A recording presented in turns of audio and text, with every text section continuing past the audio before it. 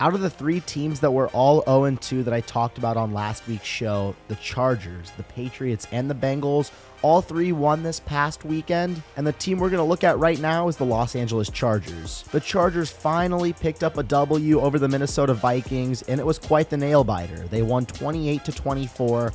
Justin Herbert had 405 passing yards, 3 touchdowns, and 0 interceptions.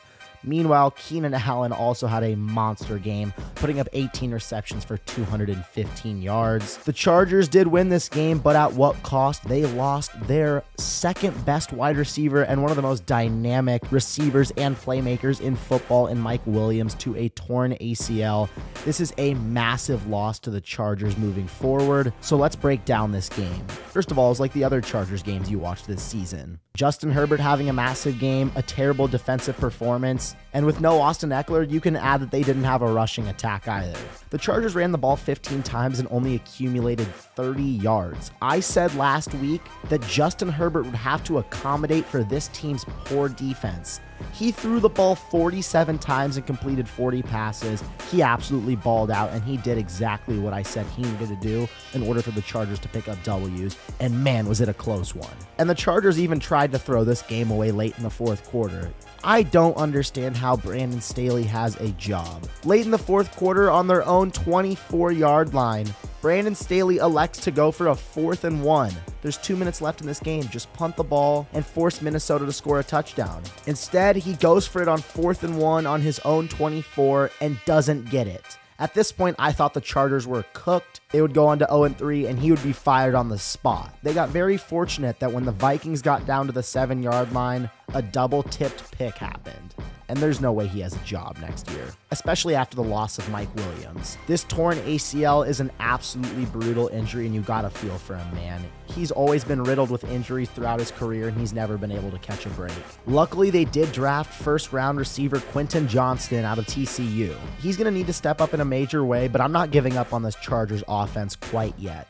They still have a top 5 quarterback in Justin Herbert and a top 5 running back in Austin Eckler if he could stay healthy. A dynamic and savvy veteran wide receiver in Keenan Allen, and a very underrated, now elevated to wide receiver 2 in Joshua Palmer. Not to mention they have a borderline top 5 offensive line in football, so I still think the Chargers offense will be one of the best in football. It's on the defensive side of the ball where I'm really scared for this team. With the amount of talent and big names they have on this defense, they have no reason to be underperforming this hard. Derwin James, J.C. Jackson, Khalil Mack, Joey Bosa. It's unacceptable how they're playing so bad and they're giving up way too many points. I'll give them a hall pass after this last game as Minnesota has one of the best offenses in football, but when they start playing teams like the Chiefs twice, Baltimore, Buffalo, and eventually into the playoffs when they face some of these offensive juggernauts, the Chargers won't be able to win football games, giving up 36 points to the Dolphins and 27 points to the Titans. They're currently allowing 29 points per game, which ranks the 28th worst in football. They're dang lucky that Justin Herbert and this offense are playing at such an elite level.